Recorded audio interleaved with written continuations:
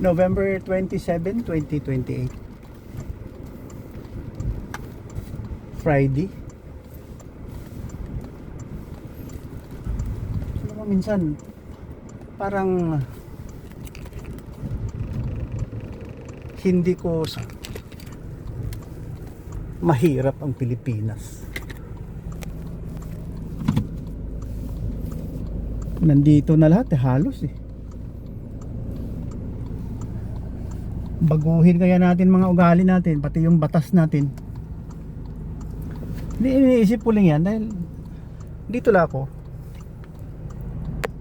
ako sa tabi-tabi. Wala naman akong dapat obligasyon.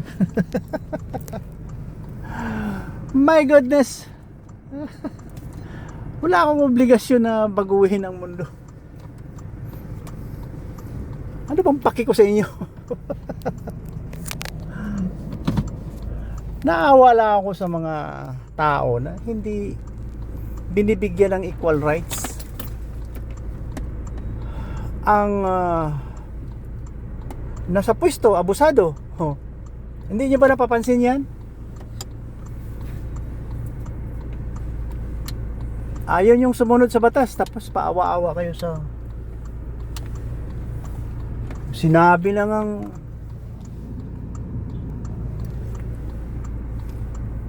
huwag niyong subukan.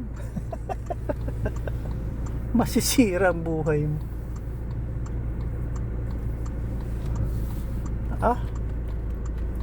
Tapos ang mga pasasamang loob dito, itong bahay na to noong November pinatay ang may-ari. Yan. Dito tayo sa Coral City. Nagpapautang yun. Tapos nung sisingilan galit galit na yung umutang, pinatay. Ayun, yun bahay na yun. Wala na. Goodbye Philippines. Ganito, bago tayo mawala sa mundo. Kahit saan ka pang lupalop ng mundo, kukunin ka ng Panginoon. Bullet day. Balang araw. Ito, mga batas. Isa-isahin natin. Pulis, may kaso, nilapitan, may kaya ang lumapit. Sir, hilot lang sir, anak ko yan. 1 million sir, 2 million. Basta wag mo lang idama yung anak ko sa kaso. Opo boss. Pulis, naging tulisan. Sa Bisaya pa tulisan, hold upper. Ito mga sasakyan. Don't you know na matagal ng kalakaran na palakasan ang kumukuha ng driver's license? Pag nahuli ka, walang problema yan, may lisensya yan.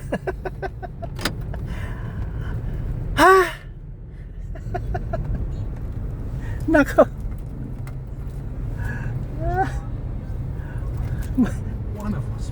May lisensya yan. Saan pa galing yung lisensya mo? Saan galing yung lisensya mo, Aber? Nagbayad kayo sa agency. Ito naman, balik tayo pinapayagan natin ng ganun Tapos pag naharang, anak ako ni gobernur. Anak ko na mayor. Wala na. Pag mahirap dun sa motor mahirap. Wala kang helmet sir. 3,000. Yung angkas mo 3,000, 6,000. Magpakaawa ka 1,000, walang resibo. Puno tayo ng batas, ginagawa namang gatas. Balik-balik lang tong topic ko kasi may nag-report yata yung aking 15 years old na YouTube channel na disabled 1 year suspension. Yung papabot, reality vlog. Kasi yung topic natin, wala naman hindi ito monetize. Ayaw kong mag-monetize kasi ang aking advocacy, righteousness, respeto sa kapwa.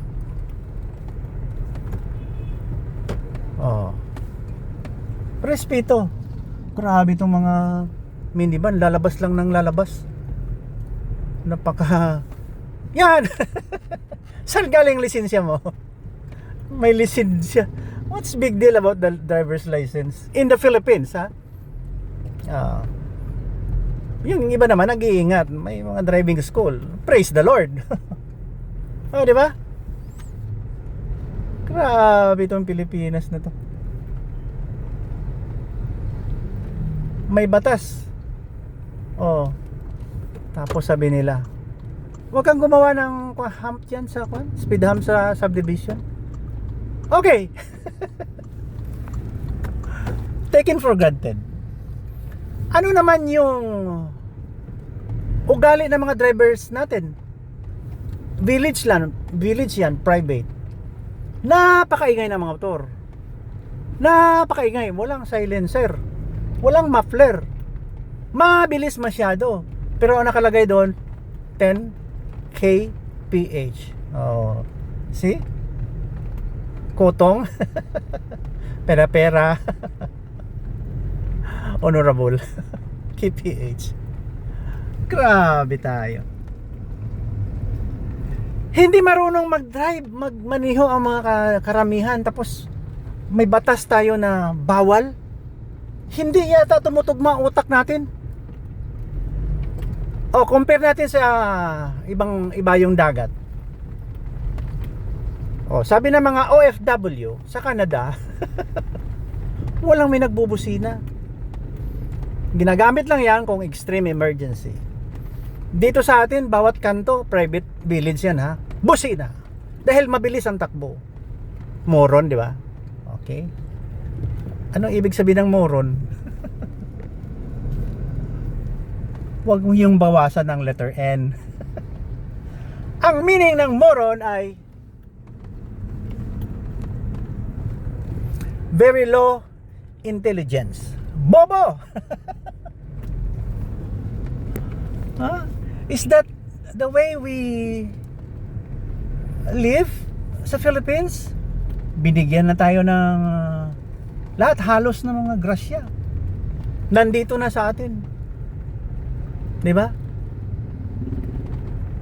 Tapos hindi pa natin binibigyan ng halaga yung grasya. Inaabuso natin. Kutong, corruption, nakaw. Pagkalain mo, bawal daw ang speed hump. Paano naman yung quality ng mga drivers natin? Hindi marunong magmaniho. Papatayin ang villager. Mga bata nagbibisikleta sa abroad, sabi nila 99.9 marunong magmaniho. Dumaan ang pagsusulit, pagsusubok, lahat. So, ma-expect natin na magaling silang magmaniho.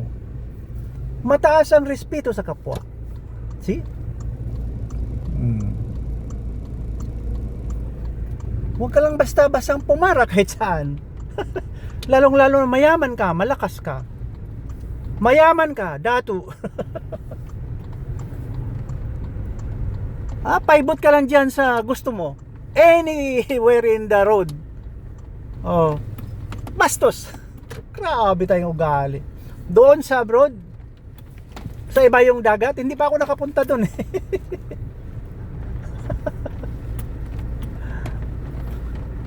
Lahat may respeto sa kapwa, halos na nagmamaniho. Nasubukan ko doon eh. Nasabi ko na ito sa aking mga previous narrative sa aking YouTube na suspended ng mga tulongges na mga Nireport yata ng mga kapatid. Nireport ng mga kapatid. Huwag kayong magalit. Dito lang tayo upang magbigay ng magandang payo, aral, at magandang pamumuhay. Hindi magandang pamumuhay kapag nag-away nag-away kayo ng asawa mo dahil wala kayong Hesukristo sa gitna. Mahirap i-patch up yung walang Hesukristo. Kasi lahat ng kalukuhan papasukin nyo eh. Mawalan ka ng respeto sa asawa mo. So dapat may Hesukristo sa gitna. Yun lang ako. Puro Hesukristo. Kasi ang topic ko, righteousness, anti-corruption, anti-kutong. Ha? Gusto kong medyo tumino tayo. Tumino tayo.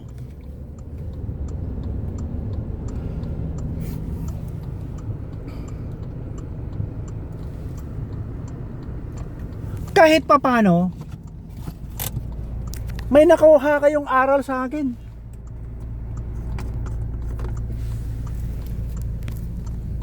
Kaysa hindi ako kumikibo. Di ba? Wala akong magawa eh. I have to talk. Di ba? Nandito lang si Papa Bot para magbigay ng payo. Maya-maya wala na rin ako sa mundo katulad mo eh. Ito lang kasi may allergy ako sa lamig eh. Kaya I have to do this. Yeah? Meron akong pag na-expose ako sa lamig, wala na.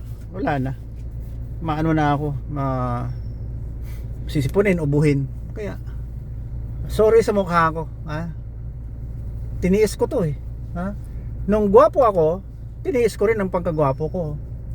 Nung pumangit ako, tiniis ko rin ang pagkapangit.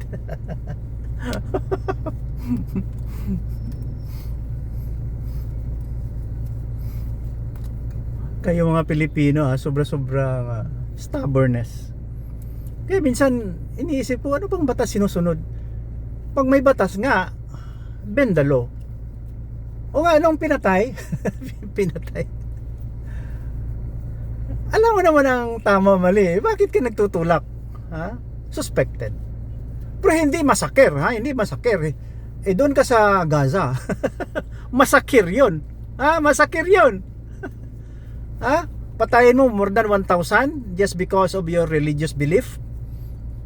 Dapat 'yun ang uusigin ng ICC. That's humanity, pinatay. Dito sa atin, pag presidente ka, patayin mo yung opponent mo gaya kay yung naiya, pinatay ng presidente ng Pilipinas. Baliwala lang. That's crime against human personality. Political opponent. That's krimen pa rin yun. Kaya huwag tayo maghugas ng kamay kung sino mas righteous sa atin. Na ano lang kasi naawa ako sa Pinoy. Pag sa totoo lang, naawa ako. Ha? Tricycle. Tricycle. Yan, daming tricycle. Ha? Wala akong minakita niyan doon sa pinupuntahan ko sa ibang lugar. Mayroon doon sa Vietnam, Cambodia. Pero tok-tok naman. Tok-tok. 4 wheels na. Hila. Sosyal. Mayroon ako niyan. Sumakay kayo. Libre. I-Gcash nyo lang. Love gift nyo. I-tour ko kayo. Buong South Cotabato. I-tour ko kayo ng aking tuk-tuk. Yung hinihila, yung galing sa Cambodia. Ako ang gumawa dito sa Philippines. Kasi nung nakita ko yan doon, believe ako. Wow! Sabi ko, ganda to ang bilis-bilis sa highway. Kaya pala hinihila. Tiningnan ko paano ginawa, ganyan. Oo nga, no? Kaya marami akong trial and errors nung dumating ako dito.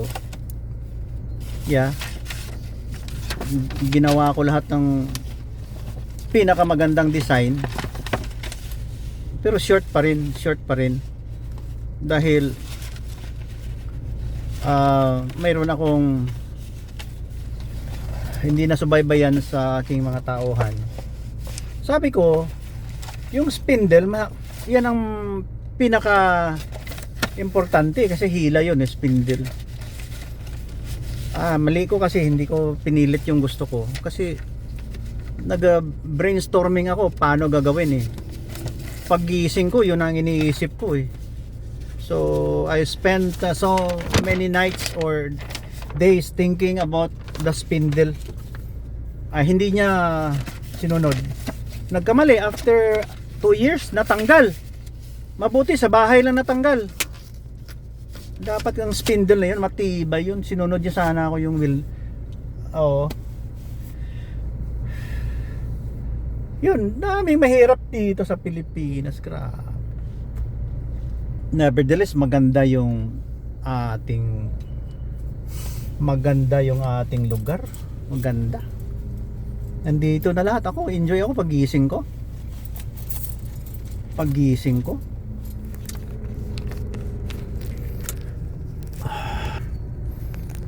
Ang mga sinusuot ko sa gabi,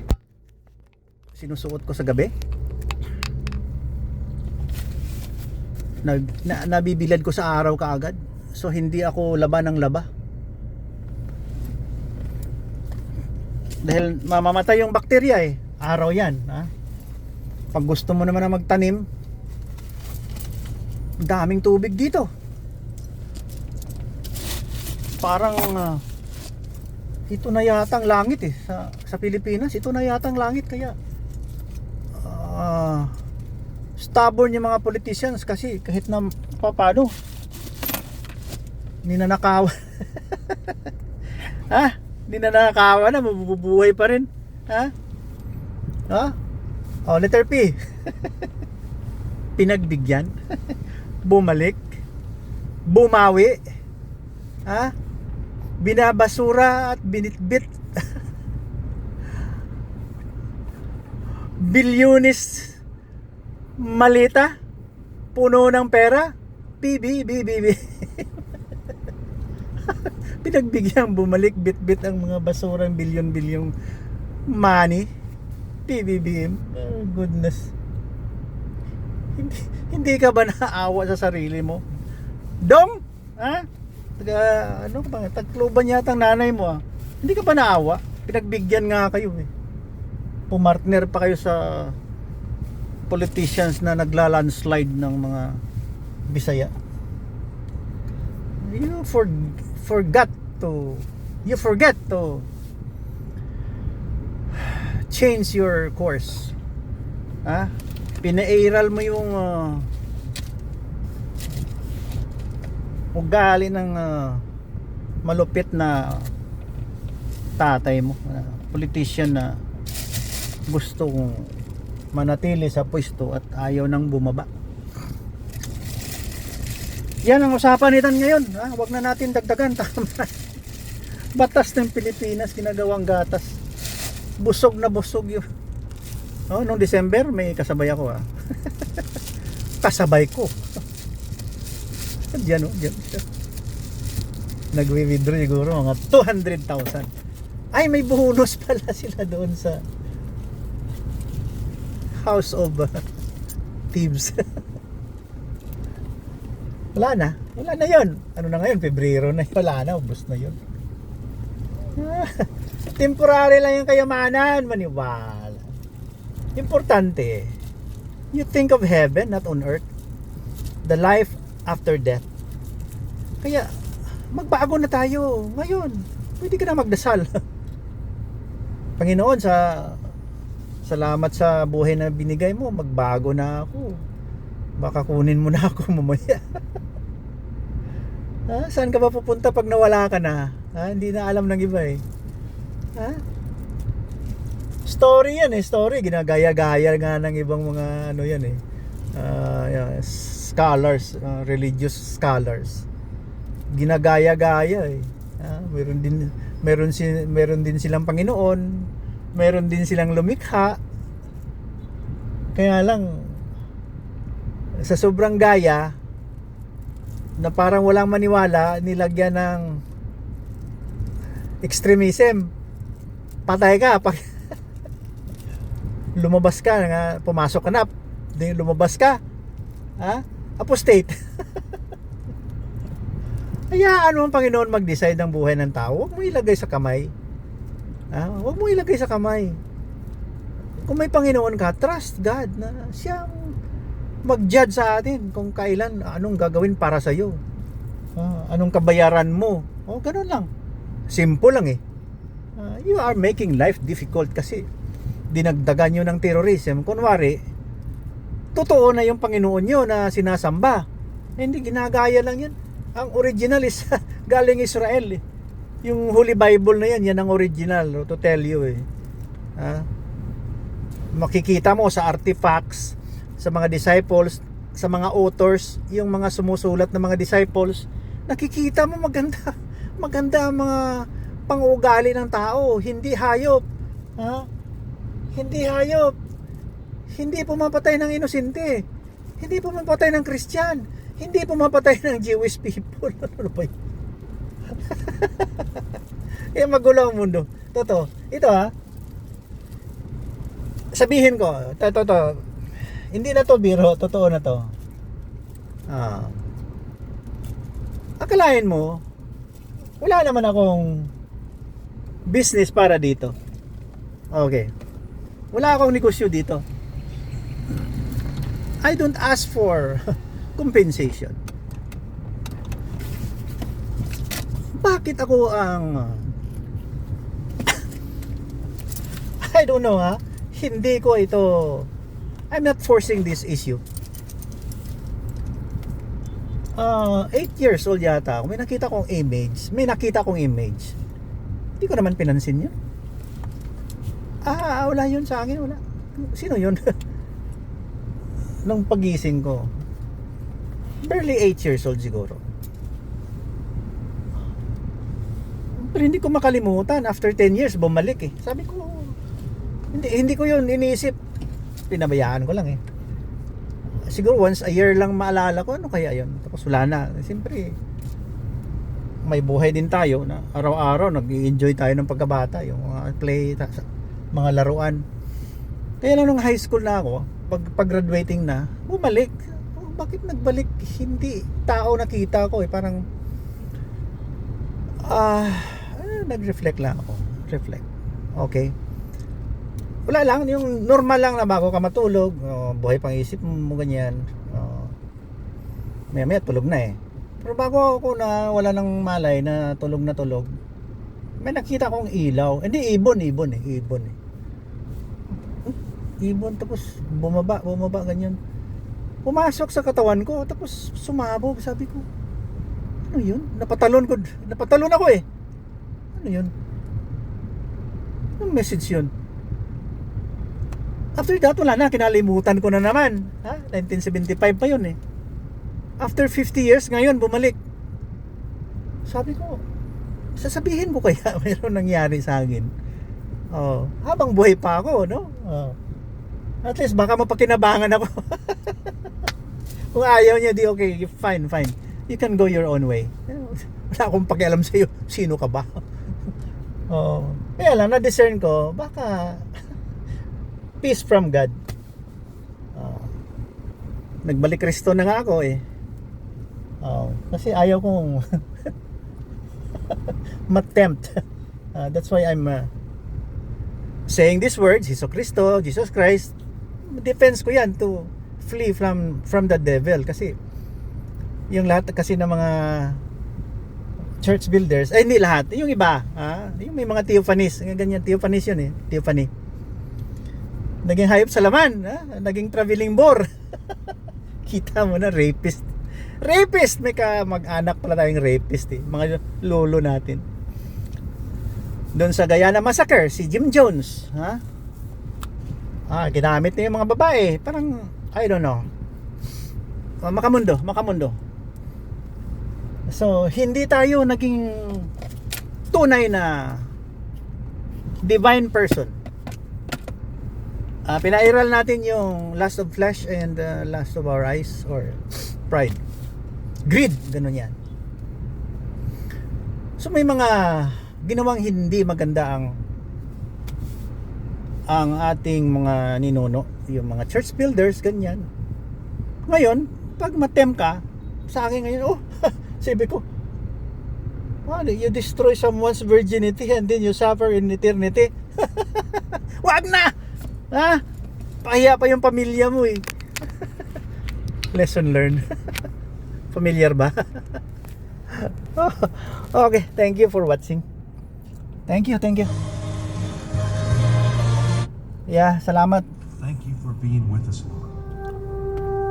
We bless your name. Tonight, we have entered his gates with thanksgiving. We have entered his courts with praise. And we have seen through his word. God bless you and keep you. God shines his face on you and be gracious unto you. God turns his face upon you and give you peace. In Jesus' name, amen. Peace.